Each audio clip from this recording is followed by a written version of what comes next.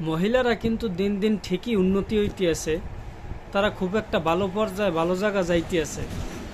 কিন্তু আমার কথা হইছে যে সুপারি গাছেও যদি মহিলাকে দিয়ে ওই সুপারি ফারান, এটা কিন্তু কোনো দিনও সম্ভব না। কে সুপারি গাছে বেড়াকেই উঠতে হইবে। আর বিশেষ করে বাংলাদেশের যে মহিলারা, এরা যে পরিমাণ ভেজাল আর ওই ফুচকার পানি খাইতে খাইতে শরীরে যে রোগ জমাইছে, এরা মনে করেন সব কিছুর সমাধান যে করবে এই বুদ্ধিও নাই, এই শক্তিও নাই।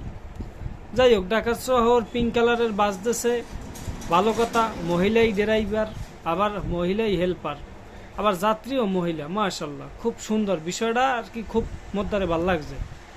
কিন্তু ওই পিঙ্ক কালারের ড্রাইভারকে কমু যে খালা, আপনি ঢাকার মধ্যে চালান চালান, কে জ্যামজটের রাস্তা আস্তে আস্তে চালাইবেন, সমস্যা নাই।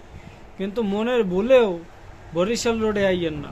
কে বরিশালের রাস্তা যে চাপা আর যে চাপিল, হেইয়ের পর যদি আবার সাকুরে হানিফ একটা তাও দে, তাহলে কিন্তু আপনার হাত পাও সারিয়ে হেইবার আকাশের দিক চাইয়ে থাকবেন। এর লিগে মনের ভুলেও বরিশাল রোডে আওয়াজ যাইবে না। আপনারা ঢাকা আছেন, ঢাকায় পড়ে থাকেন, কেননা বরিশাল রোডের ওই যে সাকুরের যে তাও মাও, ও আপনারা সামলাইতে পারবেন না। এর লিগে আপনারা ওই ঢাকায় থাকেন।